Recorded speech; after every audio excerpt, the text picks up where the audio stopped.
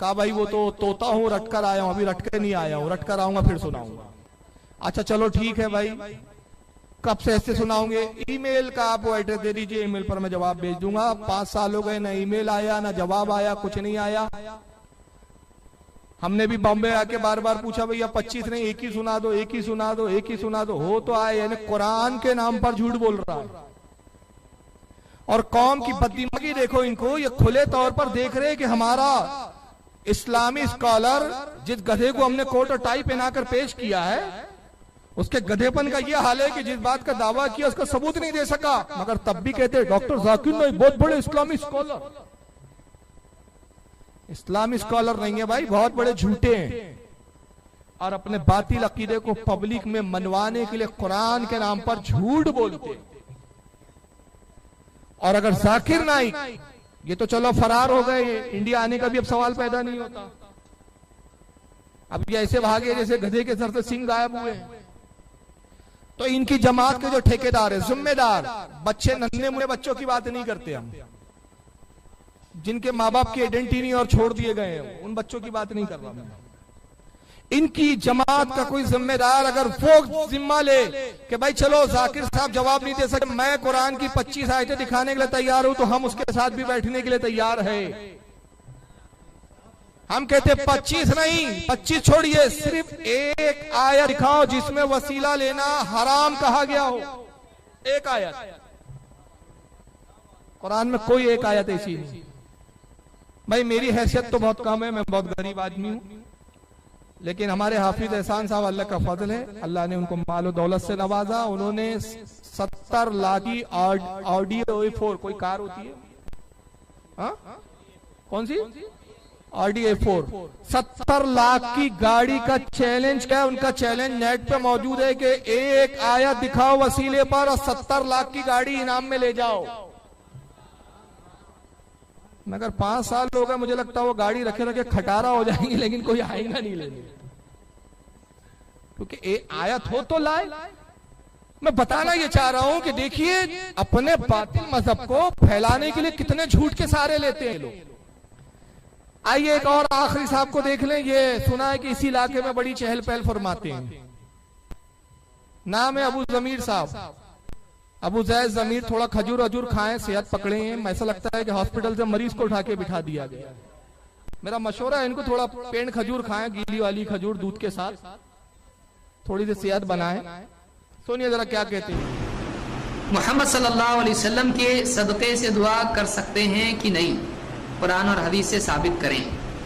अल्लाह के रसूल सल्लल्लाहु अलैहि वसल्लम के सदक़े से दुआ करना अगर कुरान और हदीस से साबित होता तो कुरान और हदीस में मौजूद होता, उसमें अगर नहीं है तो मालूम है साबित नहीं है। क्योंकि कोई आदमी अगर कहता है कि अल्लाह के नबी सल्लल्लाहु अलैहि वसल्लम के सदक़े में से दुआ करना साबित है तो वो साबित करेगा, लेकिन अगर वो नहीं होगा तो वो साबित नहीं कर पाएगा। तो अब तक के किसी ने हमको साबित नहीं किया कि ऐसे अल्फाज से दुआ करना चाहिए कि ए अल्लाह हमारी दुआ को नबी सल्लल्लाहु अलैहि वसल्लम के सदक़े से या सदक़े तुफ़ैल में कबूल फरमा। अल्लाह के रसूल सल्लल्लाहु अलैहि वसल्लम ने इसको सिखाया नहीं और सहाबा ने इसको किया नहीं, इसलिए इसको कहेंगे कि साबित नहीं है, और जो साबित नहीं है उसको न करने में ही आफियत है। वैसा करें जो साबित है। ये कहते हैं कि हमें आज तक कुरान और हदीस में कहीं नजर नहीं आया कि ये कहना कि अल्लाह रसूल के सदके में हमें ये दे दे, हुजूर के वसीले से मांगना, हुजूर के सदके और वास्ते से मांगना, ये हमें कुरान हदीस में मिला नहीं। और चूंकि ये है नहीं तो कोई इसको साबित कर नहीं सकता, आज तक कोई ये साबित कर नहीं सका। तो इनको कुरान हदीस में नहीं मिला, बड़ा ताज्जुब होता है कि ये बोलते वक्त इनको शर्म नहीं आती, गोया ये क्या अपने आप को इस वक्त का मुफस्सिर आजम समझते हैं, अपने वक्त का क्या इमाम बुखारी समझते कि सारी हदीसें तुम्हारी निगाहों से गुजर गई और तुमने ऐलान कर दिया कि नहीं कुरान हदीस में वो कहीं नहीं मिला। आइए जनाब मैं कुरान में बताता हूं कि वसीले का तस्वुर इस उम्मत के लिए नहीं, पिछली उम्मत में भी है, और उसकी शरह में फिर मैं हदीस पेश करूंगा, किसी मौलाना का कौल नहीं पेश करूंगा। पारा नंबर 1 है, इनको नहीं मिला कुरान हदीस में, मैं कुरान से दिखा रहा हूं। पारा 1 है सूरह बकरा और आयत नंबर 190 यहूदियों का एक अमल कुरान बयान कर रहा है। और किस वक्त का अमल है कि अभी नबी करीम सल्लल्लाहु ताला अलैहि वसल्लम मबूज नहीं हुए, सरकार तशरीफ नहीं लाए हैं, तो यहूदियों का एक अमल कुरान बताता है, और क्या बताता है, वकानो मिन क़ब्लु यस्तफ्तिहूना अलल लज़ीना कफरू। अल्लाह फरमाते हैं और इससे पहले ऐ हबीब, तुझसे पहले, तेरे मबूज होने से पहले ये इसी नबी से यानी तेरे वसीले से काफिरों पर फतेह की दुआ मांगा करते थे। ऐ मेरे हबीब, जब तू तशरीफ नहीं लाया तो तेरे ही वसीले से, इसी नबी के वसीले से क्या करते थे, काफिरों पे फतह की दुआ किया करते थे। फलम्मा जाअहुम मा अरफू कफरू बिही, और जब हबीब तशरीफ ला चुका तू, हमारा हबीब आ गया, तो उसकी नबुव्वत के मुनकिर होके बैठ गए। जब इनमें जाना पहचाना आया तो उसके मुनकिर हुए, और जब मुनकिर हुए तो फा लानतुल्लाहि अलल काफिरीन, तो बस अल्लाह की लानत हो इन काफिरों पर। तो कह रहा, अल्लाह फरमा रहा है कि जब तक नबी नहीं आया था, भूल गए तुम, वो एहसान भूल गए कि तुम इसी नबी के वसीले से दुआ करते थे और हम फतेह देते थे, और जब हमारा नबी आ गया तो इनकार कर बैठे। तो पता चला कि वसीले का इनकार वो करता है जो गद्दार होता है, वसीले का इनकार वो करता है जो दगाबाज होता है, वसीले का इनकार वो करता है जिस पर अल्लाह की लानत होती है। जब तक नबी नहीं आया वसीले मांग रहे हैं।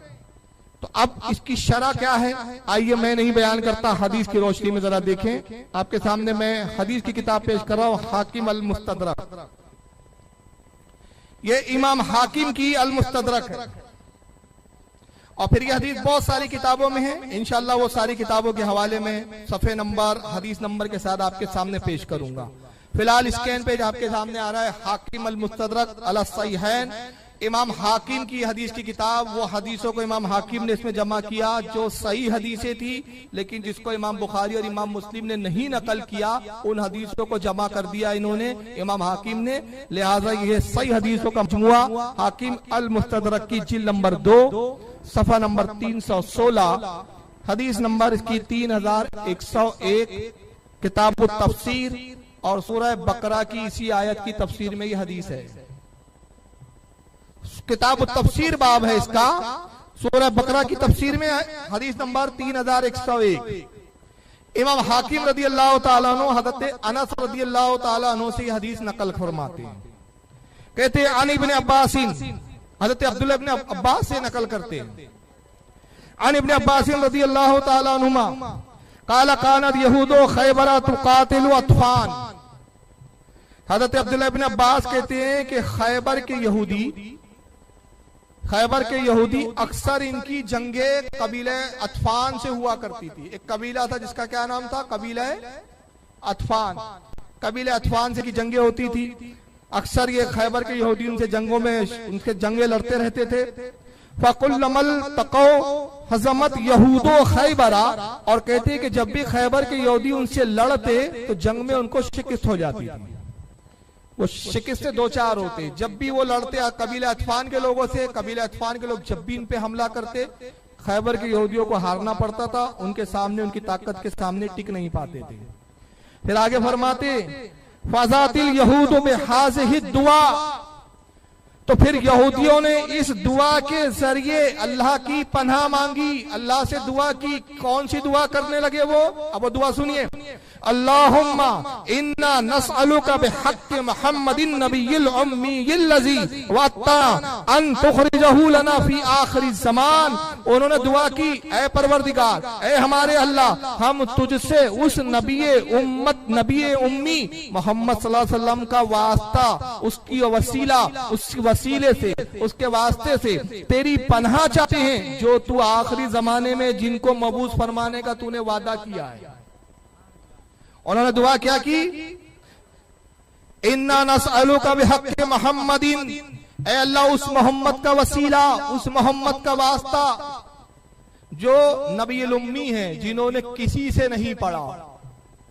फिर किससे पढ़ा, अल्लाह से पढ़ा, अल्लाह के अलावा किसी जात ने नहीं पढ़ाया। और जिनके मबूस होने का, जिनके दुनिया में भेजने का तूने हमसे वादा फरमाया आखिरी जमाने में, उनका वसीला पेश करते हैं कि तू हमें अल्लाह नसरतना अलैहिम, अल्लाह तू हमें इन पर फतेह अता फरमा दे, इनके खिलाफ हमारी मदद फरमा।